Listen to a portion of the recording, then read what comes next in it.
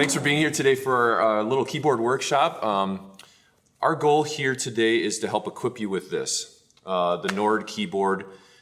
There's a lot of buttons, there's a lot of knobs, and I know that can be extremely intimidating.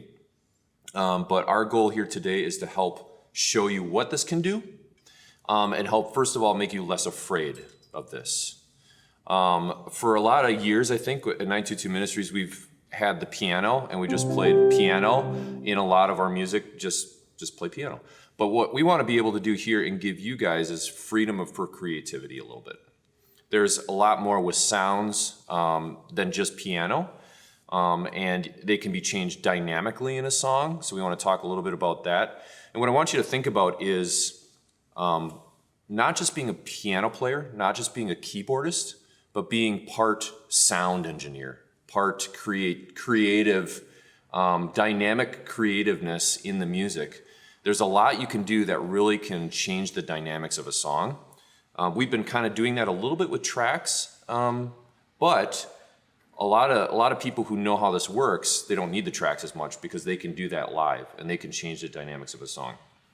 So our goal here today is to help you be less afraid of all of this and give you creative permission to have some fun, have some freedom, mix this in, take this out, depending on the song, and just let you play a little bit and have some fun with the keyboard. So we have here today Cameron, and I'll let him introduce himself, and we're gonna dive into all of this, what it can do, what things you don't need to worry about. There's some buttons on here you just don't ever really need to mess around with. What buttons might be really useful for our context, and then Cameron's gonna show you a few examples of what you could do in a song. So, ladies and gentlemen, here's where the applause sign comes in. Please welcome Cameron Passera. Round of applause. Thank you. We're going to pause just a second before you start, and I want to make sure my frame rates are matched. Hi, everybody. My name's Cam. I play on the road. I've been playing for about 7 years on the road, and this is the keyboard that I've been using. So I know what it is to be intimidated by it. I remember when I first got it, I had no instruction on how to use it and spent months in my apartment trying to figure out how to use it. So I know that feeling, but we're gonna talk over everything that I think is helpful about this keyboard, the things that maybe I'll give you some of the pitfalls, things to watch out for, and take any questions that you guys have on it. So I figured probably the best way to organize this for you guys is to talk about, we'll do like level 1, which is like just the basic functions of the keyboard.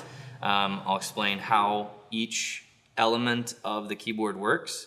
And then level 2, we will say, is some of the more advanced functions of the keyboard and kind of like ways to use some of these concepts in practice. And then we'll do some examples just so I can kind of show you what I mean. The first thing we'll go through is the different sound engines on the keyboard. There are 3 basically. There's the organ up here, the piano, and the synth. So those are the 3 elements of the keyboards that make sound. This stuff over here are ways to manipulate the sound engines, but organ, piano, and synth are all you have, but there's a ton here in those 3 engines. We'll start with piano since that's probably what everyone's most familiar with. We've got our piano section here. In order to turn the piano on and off, you can see there's this switch right here. That piano is on, that piano is off, and if you were to play, nothing happens. With it on, we've got our sound. Typically, the way that I have my piano set up, all of these buttons, you can see you can press them and it lights different things up. I'm not gonna go into too much what these 3 soft release, string resonance, and pedal noise are. I'm just gonna tell you that what sounds the best typically are string resonance and pedal noise on. That's what sounds most like a real piano. So I've set it up to where all of these will have, oh, that one doesn't have it on, will have that setting on the piano because that's what sounds the best. These other sections, literally don't have to worry about. Don't worry about any of these 3 buttons. I know that some of our sound engineers like using the timbre button, the timbre I should say, to get different equalization, basically make the piano sound a little brighter. I typically am of the mindset of leaving the timbre off, and because that's what's going to sound the most natural to piano players. That's what it's going to sound like what you're used to hearing. And letting the audio engineers, if they want to brighten the piano up or they want it to stick out of the mix, let them do the equalization on the mix board and let them do that. So this is kind of your basic piano setting that we have. The way that you get different keyboard sounds out of the piano, you've got these 6 different categories. You've got your grand pianos, you've got your upright pianos, your electric pianos, your clavinet. Digital is a catch-all for certain digital pianos that you probably won't use. Miscellaneous is you're probably never going to use either. I would say the 2 that I use the most, the 2 that you will probably use the most, is grand by far. You can have fun with the upright. There's some good sounds in there, and the electric pianos are really nice. Sometimes I think the best way to use them is you can use grand piano on a certain section of the song, and let's say we're going into a bridge that's down. If you want to stray away from just playing muted chords, you can use the electric pianos as like a different sound to sort of differentiate sections. That can be a very effective way to set the tone for a new section of the song. So that is essentially all that is in the piano section. I'll show you just a few. I know that the white grand piano is the one that we typically use the most. It sounds great. If, let's say, you wanted to check out some of the upright pianos, feel free, obviously. This is about exploring what you think sounds good. So I'm going to show you what I like, but if you hear a sound on here that you like, go for it. Use it. Here's an upright piano. It sounds great. So let's say you're in a down section of a song. Sometimes just switching to an upright can be a really effective way to get a different sound in a different section. The electric pianos, there's a bunch in here, and they all sound really good.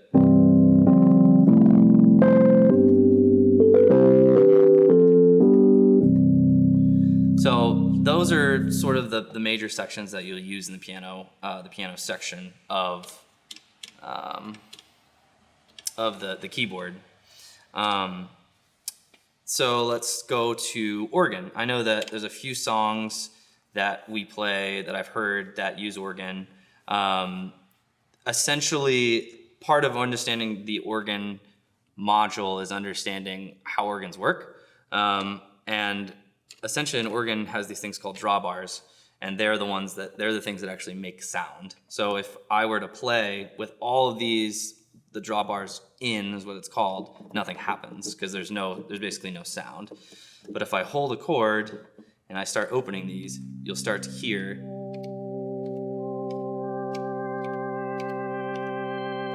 So that's where you've got all your sounds. The organ section right now usually goes to this thing called a rotary speaker. If you're to play without it, it sounds like this. It sounds like kind of like a pipe organ. And then if you were to put it through this rotary speaker, you can see right here, this button turns it on. And right now, the organ is lit, which means that the organ sound is going through this speaker. And it sounds like this.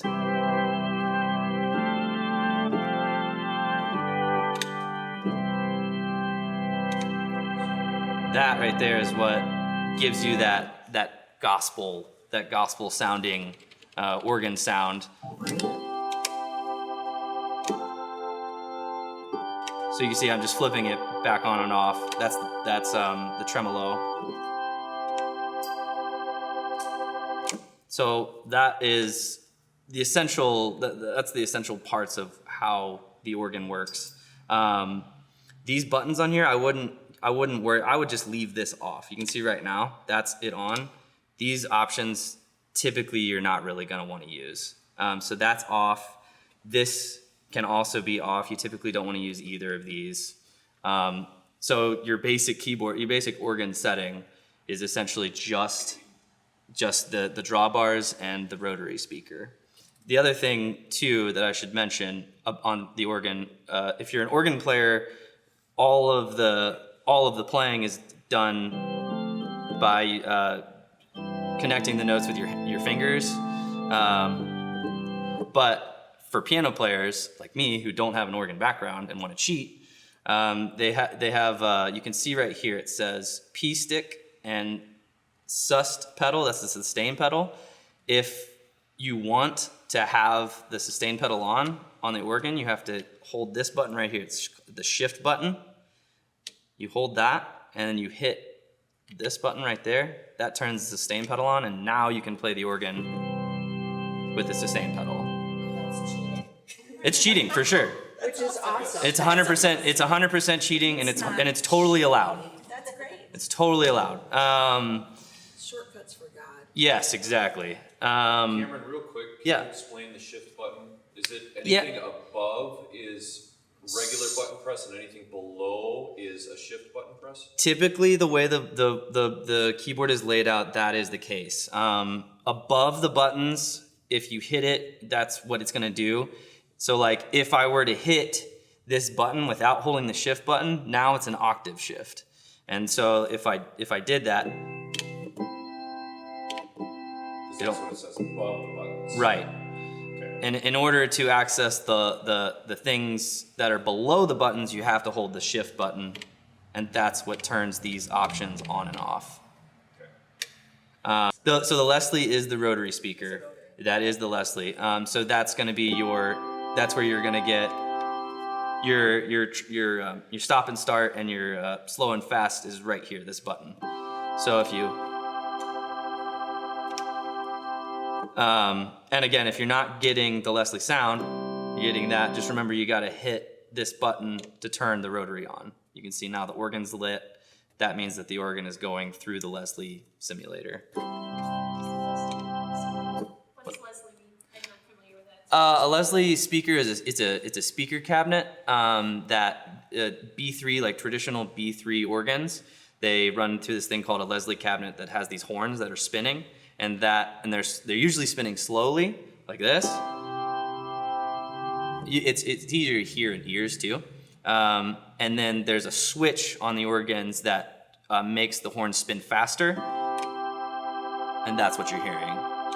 So unlike some of, like one of the songs we're gonna go over later, the Lord's Prayer, there's this big gospel-y organ section at the beginning, and that is going through the Leslie cab, and that's what you're hearing is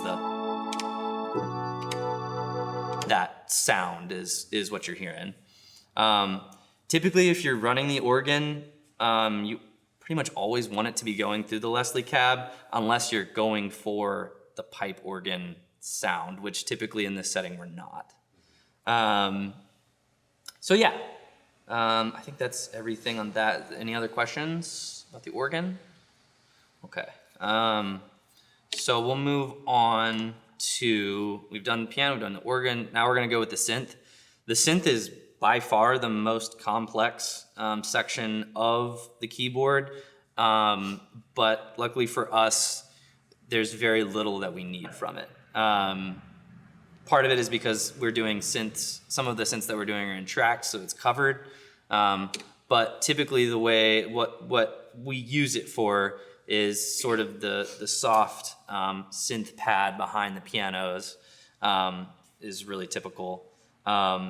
Which in this case, this is the one that seems to be used the most.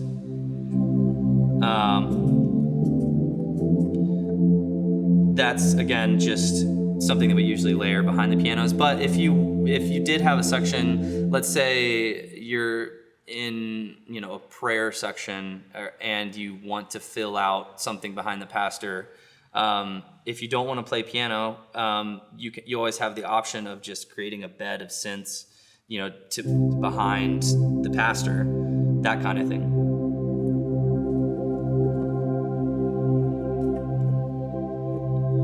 Those sort of things.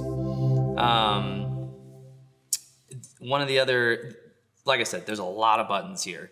The only button that you really need to worry about, or the only one that's really helpful, is going to be this button right here.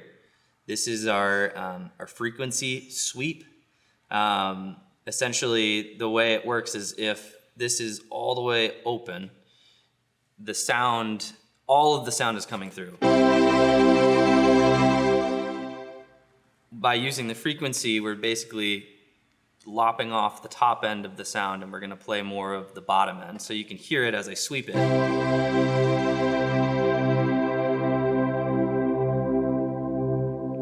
And eventually, you'll lose it completely. So typically, the way that it seems, typically the frequency ends up being somewhere around like 500, 600. That's kind of what, sounds not too bright, but you still get you still can hear it.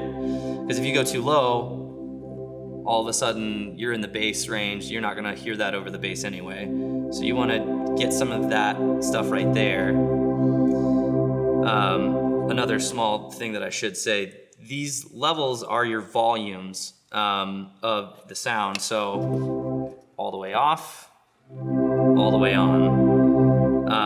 And essentially, the reason that exists is so that you can balance the different, if you've got piano and synth on at the same time, you can balance the sounds together so that you have, it's not like this, right? It's too much.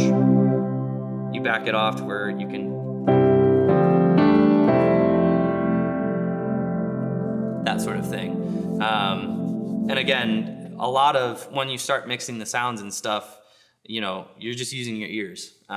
Use your ears and do what sounds good to you. Again, one thing you want to make sure, the sus pedal button is lit, because if it's not, you're not going to get any sustain on this. If you were to,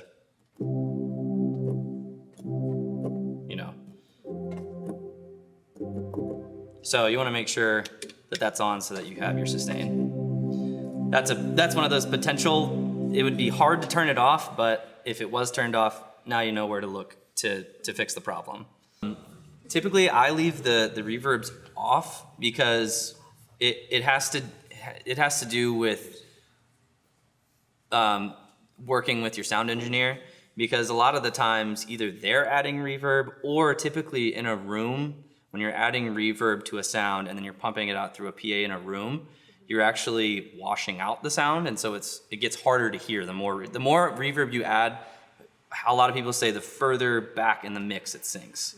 So typically I want the piano to be as upfront as I can get it, because that's what your audio engineer is going to want. So I typically leave it off when I'm just playing piano sounds. The other part of that is because you have the synth running as well most of the time, it also is sort of muddying up the sound, which is a good thing. It's filling it out, but it also can push things back. So if you're adding reverb on top, then you're really pushing the keyboard to a part where the sound engineer might have trouble getting it to speak in a mix. What I like to use the reverb for is typically to brighten a sound, or if there's like an octave part that is sort of like at the beginning of a song that's like a lead, it could be nice to add a nice bright reverb to it to make it sort of sinks it into the mix, but it also makes it pop out of the mix because the reverb brightens the sound. So like, for instance, again, another use of the shift button here. So we've got our 4 reverbs, our room 1, room 2, stage 1, stage 2, hall 1, and hall 2. And typically these go from shortest reverb to longest reverb. Room 2 is a little bit longer than room 1, stage 1 is a little longer than room 2, so on and so forth. Your amount of reverb right here this is how you control the amount of reverb you're going to hear. So let's say you're at the beginning of a song and there's an octave piano part that maybe you want to make speak in a different way. you can turn the reverb up.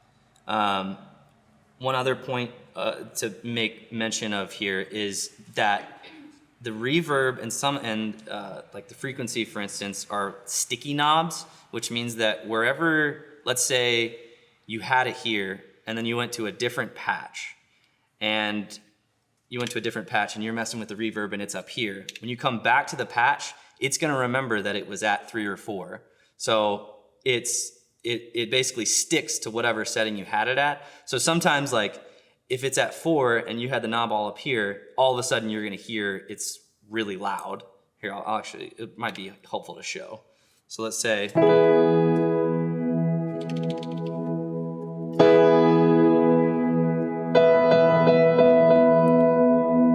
I come up here and I dial it back. If I go back and I do, you can't really hear it. But just know that these knobs are sticky, and so sometimes you have to like wiggle it a little bit for you to be able to like hear it actually changing. So just keep that in mind. So let's say you're playing a part at the beginning of a song and you want it to be brighter. Maybe turn off the synth, that might help hear the reverb. That's true. Let's see. There you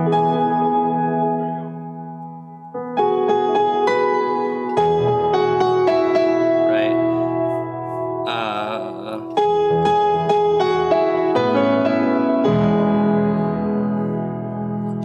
Let's say you want to make it really bright. You can hold the shift button. You hit this, and all of a sudden now you can see the bright is on, and that reverb is going to be very bright now. Versus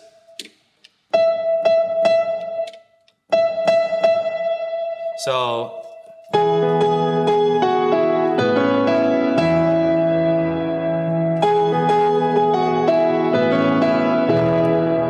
and then you're going into the verse, you turn it off.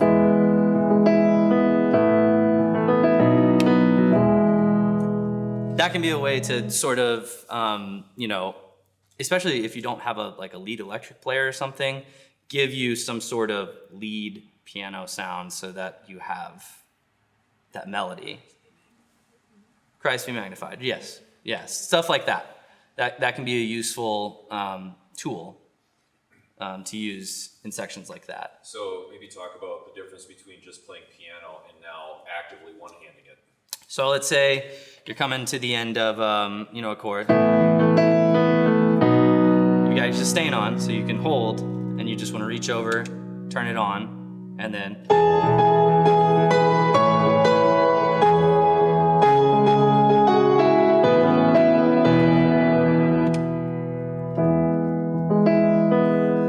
Things like that. And the sustains on the whole time. Yep. So you're holding. You can feel free to let go and come over here and turn it on because your pedal's covering you. Even going from prayer pad into a song, that's where I struggle is with the confidence of knowing that sound is still there. It's gonna hold. Yeah. Right. That's, I think, the practice and the experience of trying it out and getting those motions. I mean, and part of it, is like knowing where to reach. Because obviously I've done this a ton, so I know that the button's right here. And the reverb button in particular is very easy because it's on the end, which I think is intentional because it's really easy to not hit anything else. But yeah, if you have, which all our settings, and if you're gonna cheat like me, even the organ, they're all sustaining, which means if you're holding your foot down, you can feel free to let go. I know it feels as a piano player strange, but you can feel free to let go and mess with whatever you need to mess with and then come back. Can you go back to, I just need clarification on sticky. Okay, so Sticky knobs means it sticks to the patch? yes. So it means that maybe a better explanation would actually be frequency because you'll be able to hear that better. So let's say you've got the pad. Let me see the best way to do this. You've got the pad, and let's say you want to, let's see, I'm trying to think of the best way. Maybe do on one of the live buttons, do a high frequency and then do a low frequency. Yeah, so let's say that, oh, did you hear that? So let's say, come back to here. Did you hear that? How it just jumped up? Because we had it set at, let's say right now I have it set at 230. I go into this patch and I'm messing with, I'm messing with this, and let's say I boost it up to here. When I come back to this patch, if I touch it now, it's gonna be really bright because it's gonna jump from 200 to wherever 9 is, which is very bright. So it remembers where you had the knob on the button setting you used. On the And it patch. assumes you did that intentionally because you want a dull sound, but when you change to a new one, it doesn't just instantly follow the button. It thinks you wanted it there until you change it, then it's gonna jump if it changes. What if I So- wanted it 230 on one and higher on another? If you wanted that, then you would set them individually on the patch, like when you're. Okay. So. But if you move the knob, just know it's gonna jump to wherever the knob is. Right. If you had it in a different patch. Because it's gonna think you wanna start manipulating it. Right. But your knob is now way over here, so the It sound- remembered you were at Yeah. 230, but now all of a sudden you're putting input and you're already at 21. Yeah. Or Okay. something really hot. So it's like, oh well, I now have to jump to whatever you're telling me, even though you had it saved all the way down Yeah, here. it saves it where you had it in that patch. Yeah. Yeah. Even if So- the knob's somewhere else. If, for new people, Sure. beneficial to save it patch by patch and then leave it alone? Yes, I would say that's the best way to do it. Okay. If you're at Thursday practice, and you're, going through these patches, I would say the best way to do it is you set it, okay, well, I like it there, and then on this other one, I want it brighter, I'm gonna set it more like here. I think the only time that would be different is say you're doing a song, but you want to brighten it as the song goes on for bigger parts, and the song gets done, and then you move on to the next song. When you come back for the next service and you start the song, it might be It's gonna be you bright. left it really bright. Got it. Right. You'll want to, before the song starts, get it back to where you wanted it to start, because it's going to remember the last place you had the knob when you leave that. On that patch. Right. So that's the jump. So you'll start the song, it'll be super bright. When you touch the knob, It'll jump right. jump It'll jump real right back. quick. Got it. So Yeah. think of it as the frequency knob especially is a dynamic knob that you're going to want to pay attention to if you're using soft sounds versus bright sounds for those synth sounds. Good- So that's that's a good question, point, yeah. and that's definitely a potential pitfall that you wouldn't be aware of until you played, because there's no way, there's nothing visually to show you what this is at until you, yeah. synced, like whatever. If you went to a different patch and you come back, there's nothing that this knob is going to tell you that if it's all the way open or all the way closed. There's nothing you can look at to see that. You're not going to know until you play it and it's super bright. And then to find the knob and turn it down. And then yes, exactly. If this happens, you're like, oh, where is it? Where is it? There it is. So I think I would love you guys to get dynamic with that frequency knob, but something to think about is before you start the next service, maybe just go back and check your sounds before we're live. Yeah, make Yeah. sure that one song started with the prayer quiet. I want to make sure that that's back where it needs to be when I start the song for the next time around. Yep. Yeah. Okay. Yeah, that was a good question. Cool. You were on reverb. Yeah, so the reverb is the same idea. It's less. It's gonna hurt you less than that will. But generally, those are the only time I use reverb. Generally, is when I'm trying to make the sound bright and stick out. For a small amount of time. Very small. I mean, yeah, it just like I said, just like to basically like outline a melody like in an instrumental section. When nobody else is playing. Yeah, or it just or you even if an electric player was playing it, you can definitely double it and use it. But I would say when the vocals come back in, that's when you want to make sure that it's off. It's probably a good rule of thumb.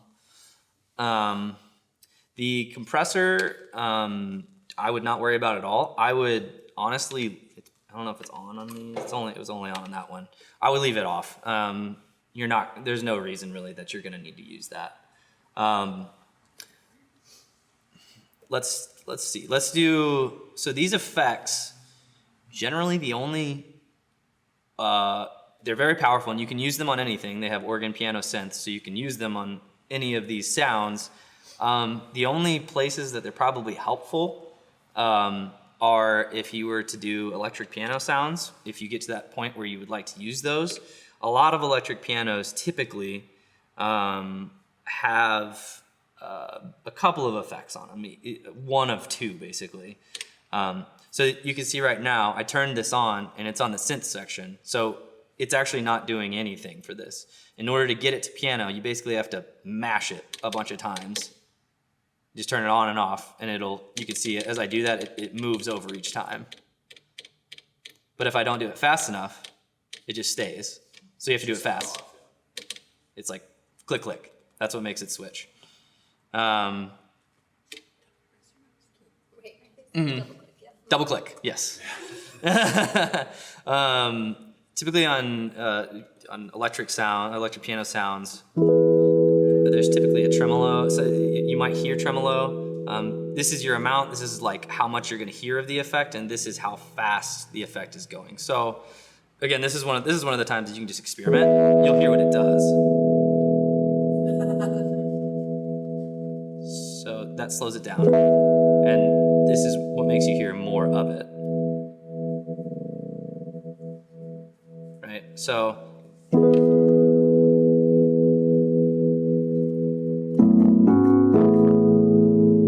just to give it some movement, yeah, that can be nice. Typically, that's really the only one you're going to use. On that, I love 80s music, so I love the choruses. That's like, to me, that is the sound of the 80s, so I absolutely love these. You can definitely use them as you see fit. Or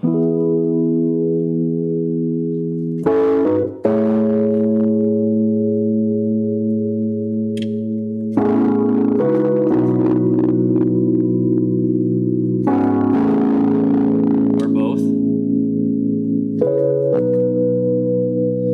So, these effects really, I think those are really going to be the only times they're going to be useful to you, honestly. Otherwise, I would just leave them off. If you do want to use the electric piano sounds, again, I'm getting there. I'll show you exactly how to assign it to where it's just one button and it's on. So yeah, we will get there. The delay can be very helpful too. I would say the only reason that you would end up using it is kind of for the same reason that you would use the reverb, in order to accentuate a high lead instrument melody, like piano thing that you wanted to do. It can be tricky. So right now I hit the source, double clicked it until I got to piano. So now the piano is what going through. You definitely want to make sure those buttons are off. You don't want those. And I'm not even on the right section. I'm sorry. I'm doing the EQ. This is the delay. This is the delay. So this is the dry wet. This is the same thing as this. It basically affects how much of the delay you're going to hear. This makes the delay longer. So let's see. Hold on.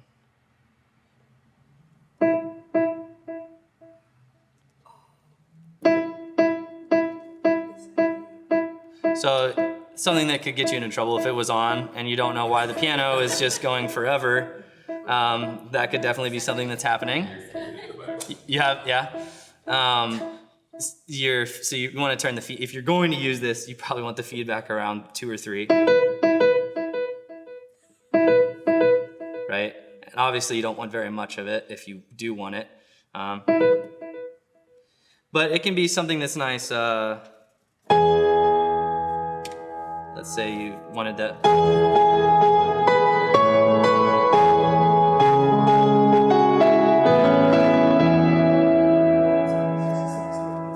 This, I believe, has a piano part that does that kind of Oh, it does? Yes. Oh, okay.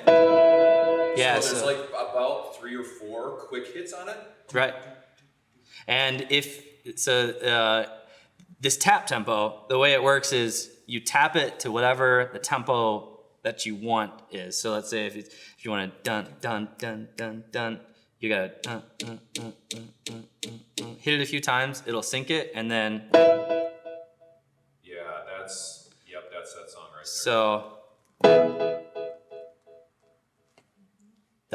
so that's how you would get that sound.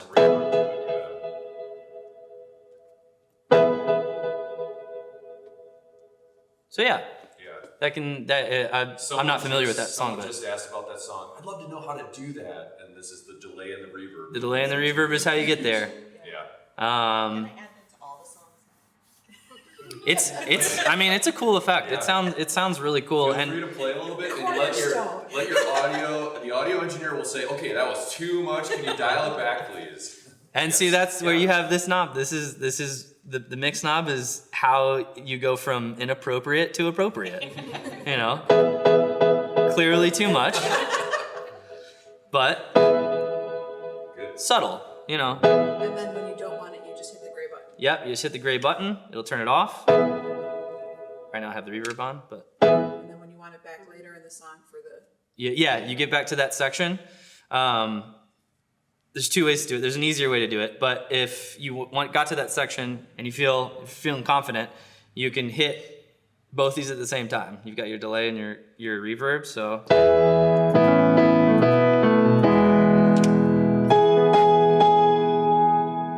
And you've got it back on.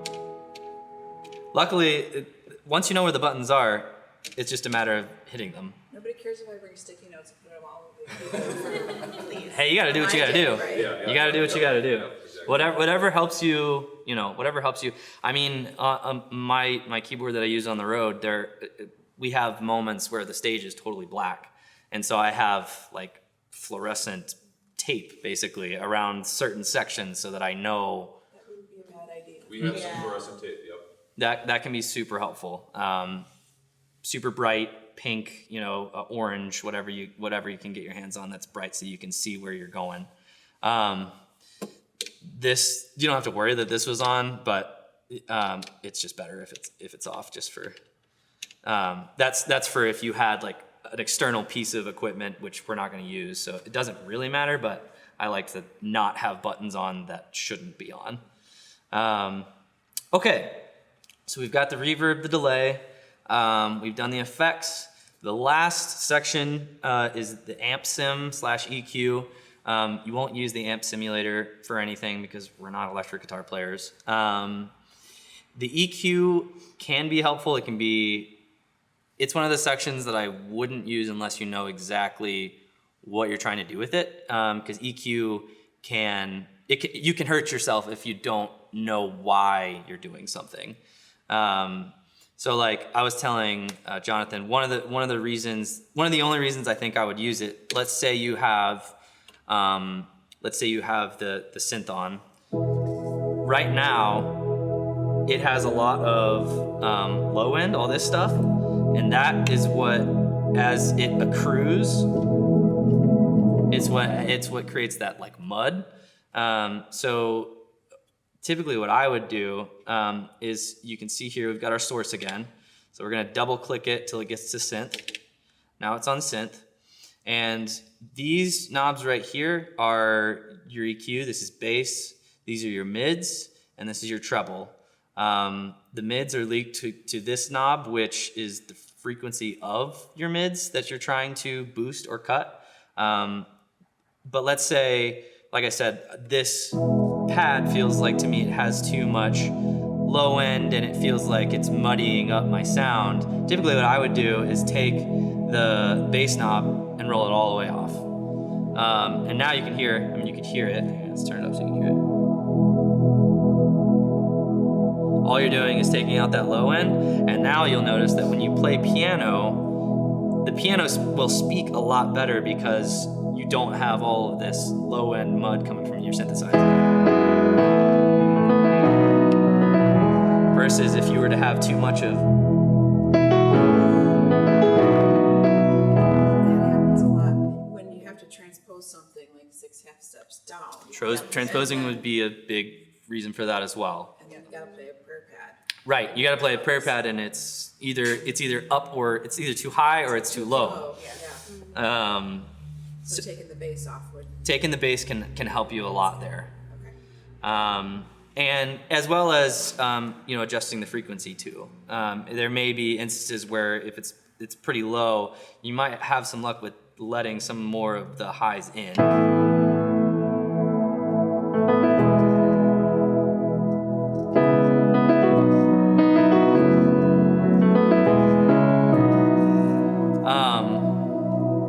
So yeah, that I think that's really the only reason that you would ever use this. Typically, like when I was playing last Sunday, I just set all the patches to have the synth running through that so that I didn't have to deal with it.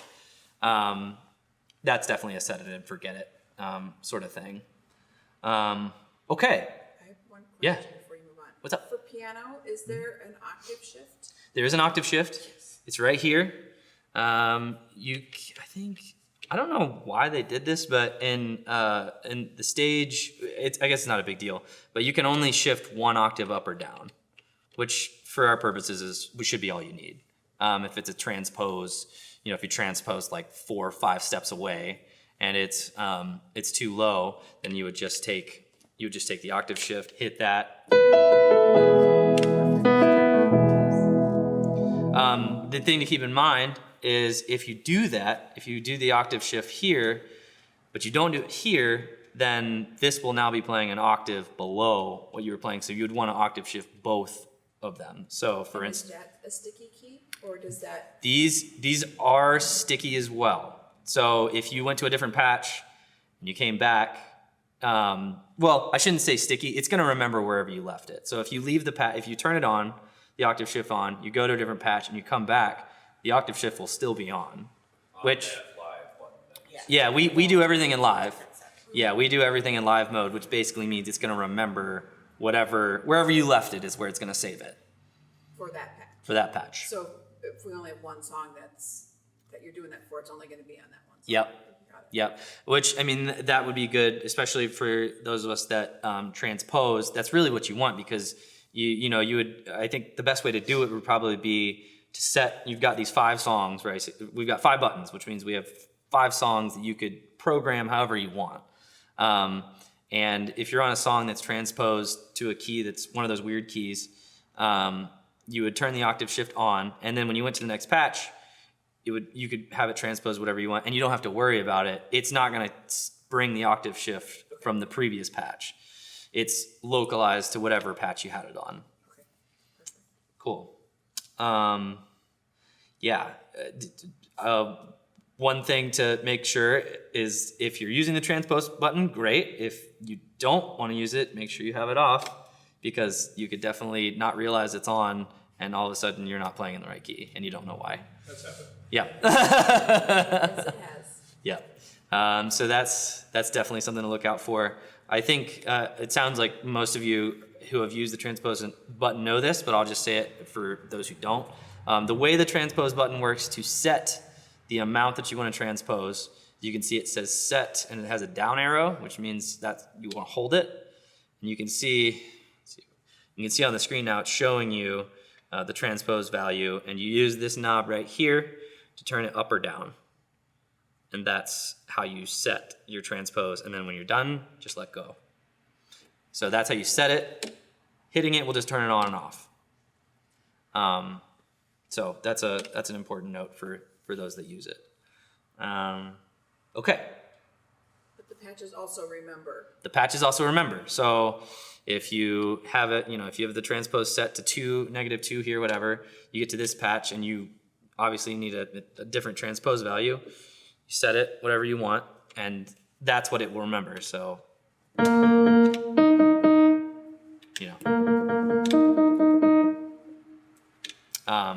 so yeah, that is important to remember as well. But for our purposes, like I said, if you're going through a service and you just want those transpose values to be set, then you have them. That's my favorite thing about this keyboard. Honestly, the way that I grew up playing in church, and part of the way I do it is I'm thinking of it in terms of the like the actual chord progression, and then sort of like he's saying, just like whatever the melody is, if that's like an instrumental that starts the song, like let's say what's the other song that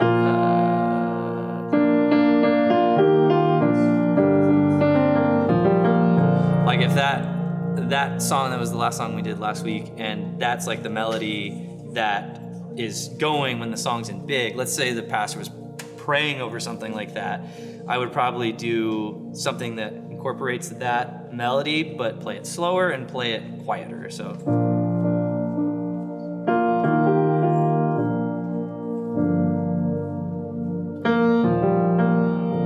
I guess I just needed permission to play something other than chords. Absolutely. Yeah, I think that that's great.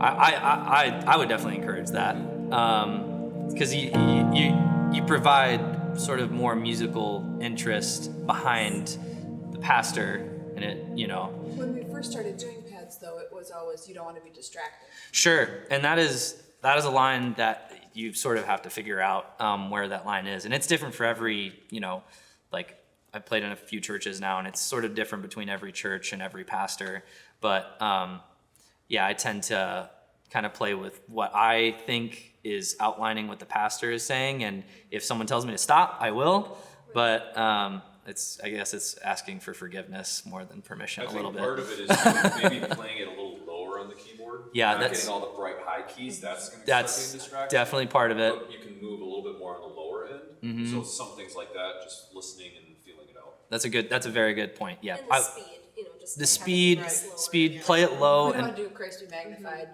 full on. right. The other thing, Chorus. another option too, is I said that you don't want to touch this timbre button, but during a prayer, I think that you could get away with hitting the soft equalizer, and it changes the sound into.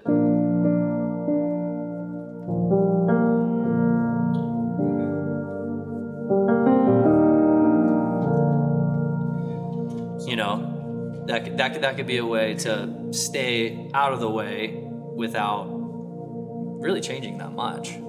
The sort of the last one of the really powerful ways that you can get between sounds really easily is doing that, where you've got it in a separate patch.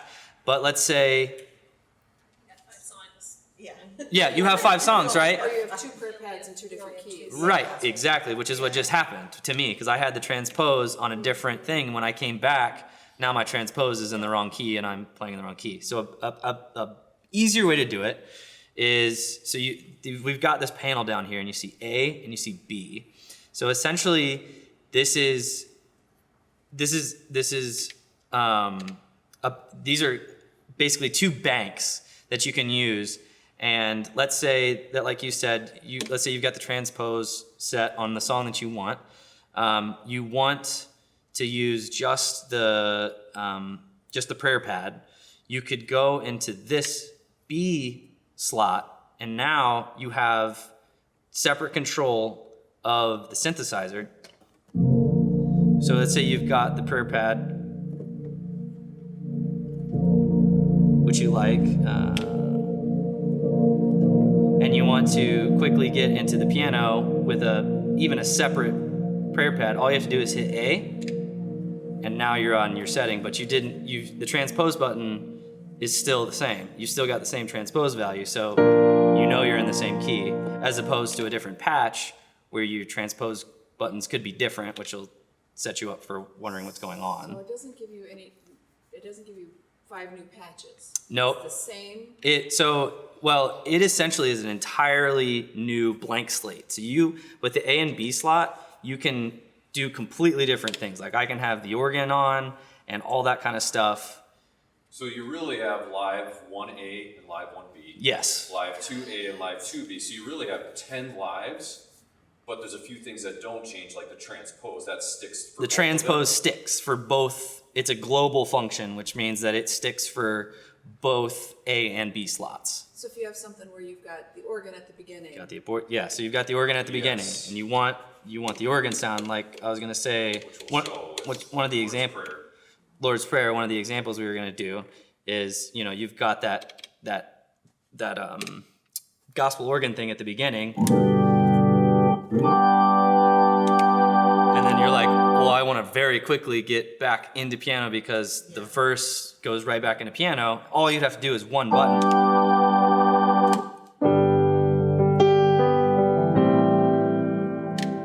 So the thing is, the other thing is that if you switch like in the middle, it'll hold whatever you were holding before. So let's say if I hit B, it's still gonna hold the piano, but now everything I play from here on out is gonna be organ.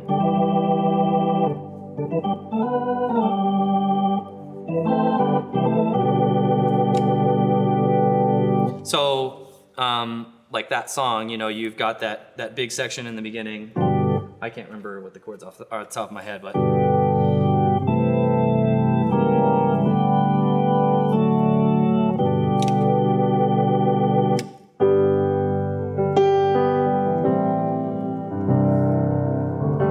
Or you could have the organ much louder for that, but you might still want the organ on. You turn the volume of the organ down for B. So, yeah, so that's the other option. Yeah, if let's say you still want the organ on, like he's saying, you know, you turn your organ on.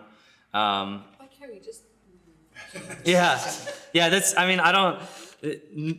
Some of the keyboards come with physical drawbars, which is like easier because it's like a real B3 organ. But these are these, so it's like this is what you have to do. You have to do this weird.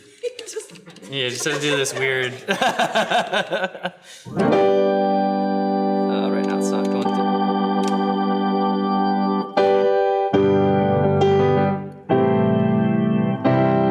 So like one instance of a way you could use it, let's say that you did want the organ still on, you could, but like right now, as I'm playing the piano part would be typically an octave below where the organ part would be if you were just playing organ. So what you could do is you use the octave shift button on the organ.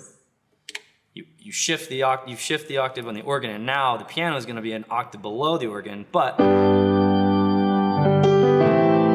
And make sure you cheat, keep the sustain on.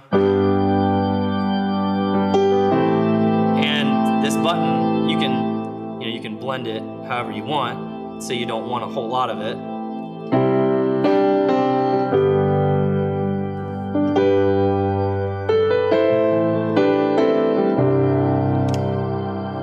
And the rotary organ, the rotary still works the normal way, so if you're holding and sustaining,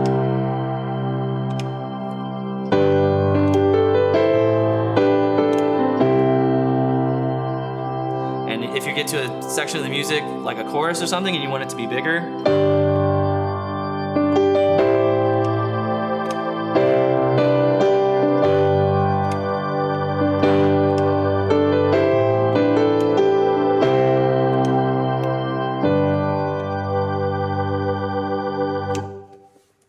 So you could set up, maybe think of it this way, verse and chorus.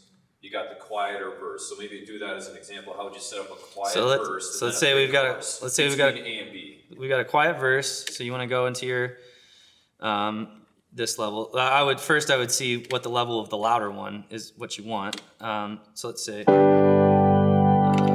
those are off. 1 second.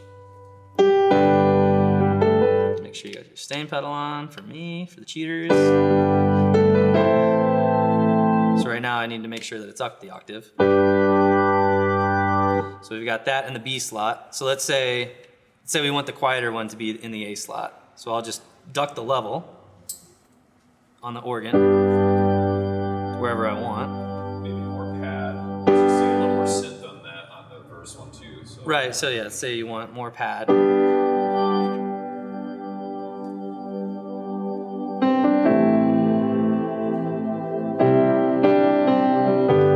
To the B section or the organ or the chorus where you want more.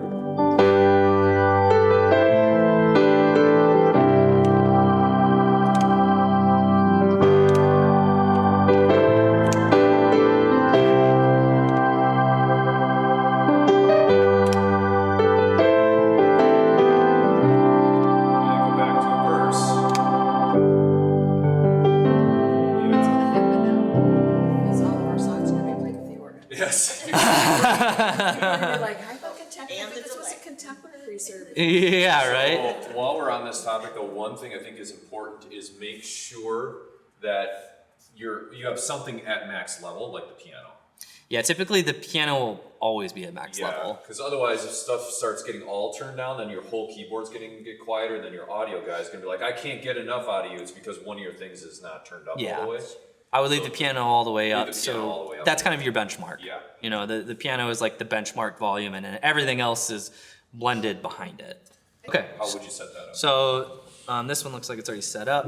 So we've got our prayer pad. If it's just the pad, obviously you can feel free to turn the pad up a little bit because we're not blending it behind the piano. This is also one of the things, if it's just the prayer pad, I probably would leave the equalizer off because I don't mind there being low end because I'm not trying to get it out of the way of the piano or the bass or anything because it's just me. I'm just playing a prayer pad. So I think you could leave that up. And let's say you wanted some piano for the like prayer part. You could turn this down and you could do, I've got the soft timbre on right now.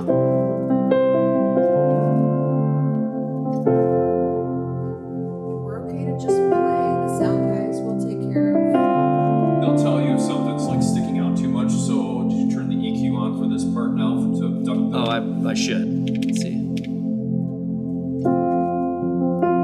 And it's funny, like having it off, even just now, I didn't realize I had it off. But Yeah, as soon as you pointed it out, it's like, oh yeah, it's too too thick. muddy. Yeah, It's yeah. too muddy. So it's like.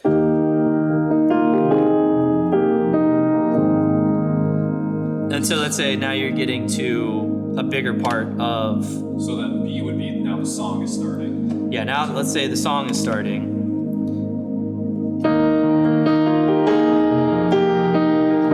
Right now it's.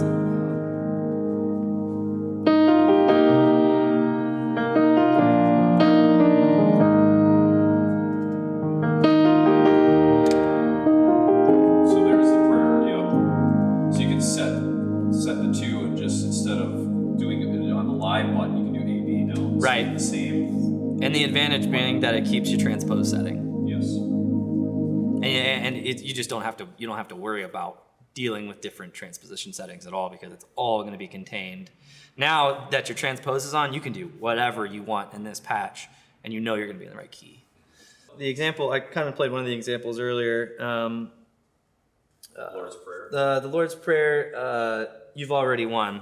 That was the one that I showed you guys how to use the reverb and the delay to get sort of that bigger, brighter sound. Let me set it up real quick.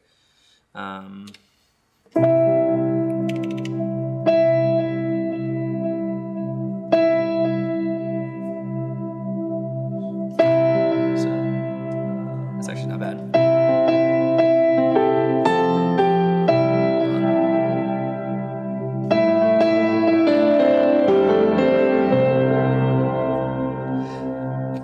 So that could be in that song. You could have a reverb on, and then maybe the easiest thing would be patch. So there's two ways to do it. You could do it right there, or you could use your B patch to, you could use your B patch to bring it back down.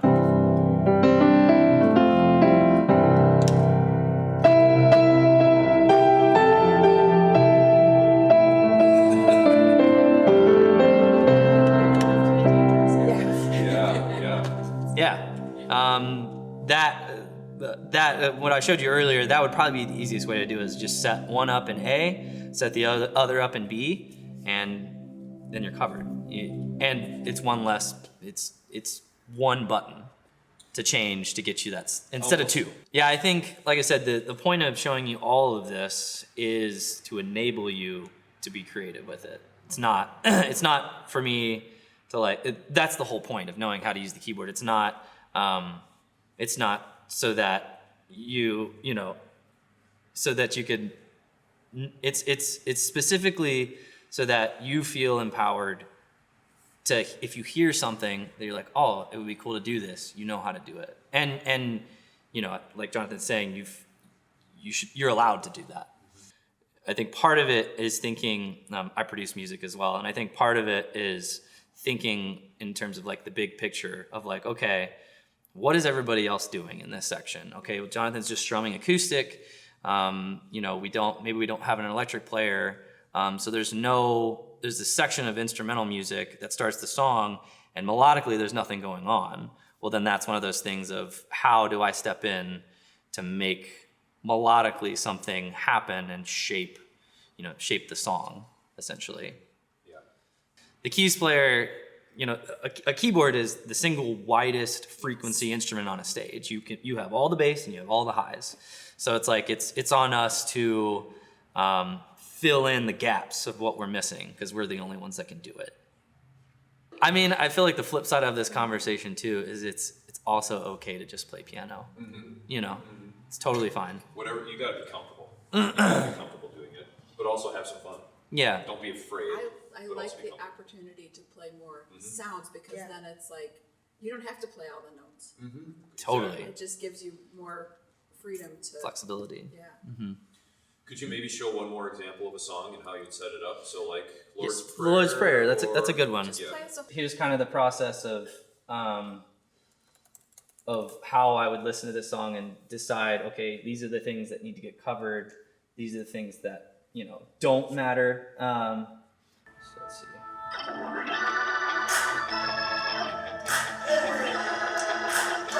So it's all Put pedaling. the clapping in there too. Yeah, right? So Make it a people button on learn. there. Yeah. So let's say. So I would probably set up my B as the organ. Let's turn that on. Tell us what you're doing while you're pressing buttons. Yeah, so we just turned the organ on. Right now all the drawbars are all the way out. Typically something like that I would listen. It can be really hard to like match exact drawbar settings, so I wouldn't worry about that as much. But just, you know, open. It sounds there's clearly some bright stuff in there. There's a lot of them that are open.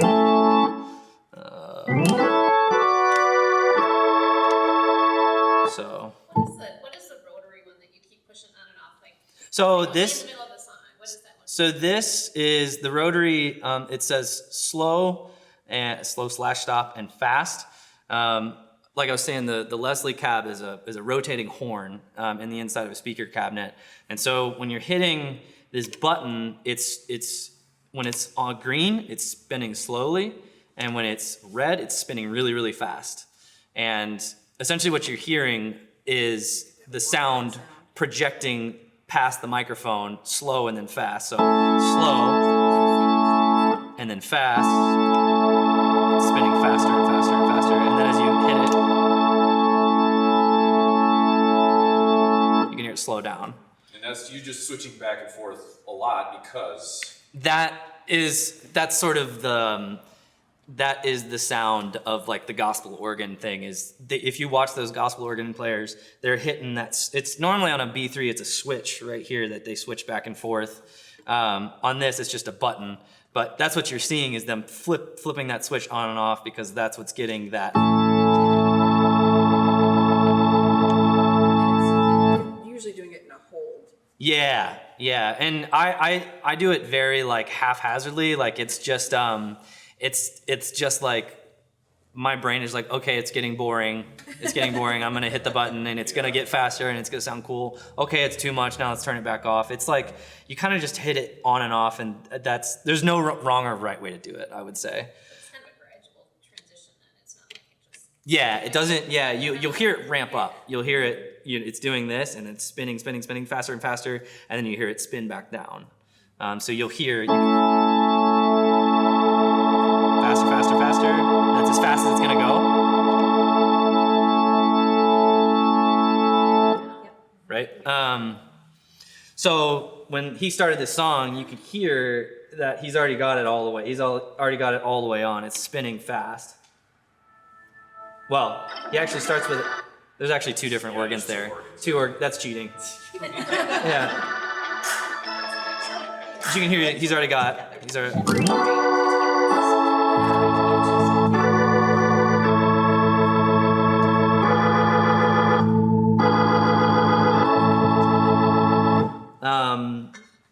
So it's like that's what I would do. And then when I get into coming back down into the verse where it gets back down into piano, hold in sustain pedal. A. Right now I've got a bunch of stuff on.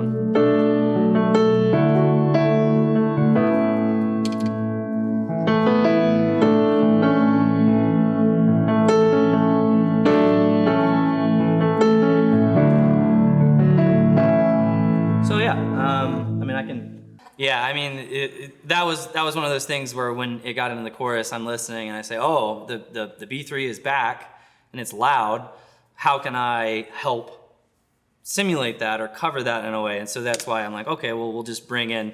Now we've got all three sections playing at the same time, and you're doing a little bit of self-mixing at that point because I basically, as you watched, like I was just messing with the level to where it got to a point. Can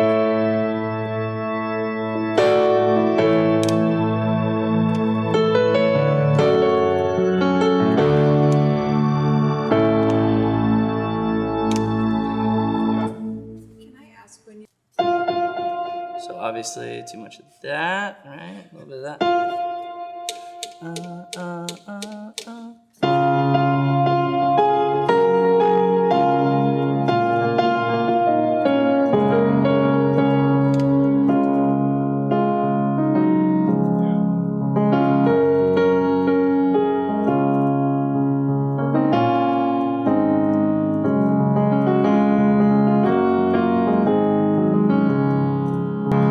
Let's say we're going into the chorus, like this might be an opportunity to sweep the frequency up a little bit. This is like level 3 stuff, but to bring some more energy, maybe bring up the level a little bit too.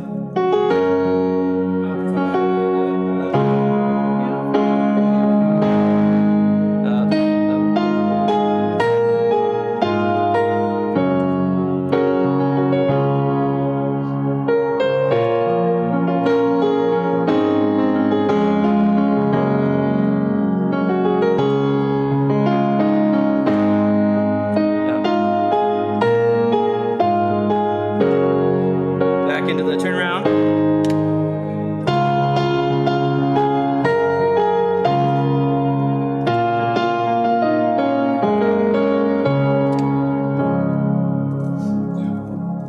Something like that. yeah, just something like that. Yeah. Plus or minus a few button presses. Yeah. Yeah, so that was kind of combining everything a little bit because we're using the A and the B slot for different sounds, essentially, slightly different sounds, and then using the frequency knob to, if we're getting to a bigger section, sweeping the frequency up to where more of that high stuff comes through.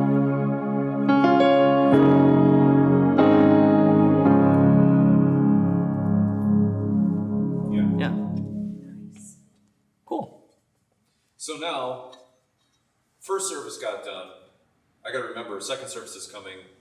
Gotta go back through my settings, change. Oh yeah, I turned that frequency way up on that one. I gotta turn it back down. Yep. Remember. Just resetting. Yeah. Just remember where you kind of, put that stuff. Ideally, you probably won't be. By the time you get to service, you probably won't be messing much with like level stuff. Like you won't be doing much of this probably, because you'll have already set that in rehearsal. Cool. Thank you. All right. I hope that was helpful. You're gonna be dreaming about all of this now tonight. Yeah.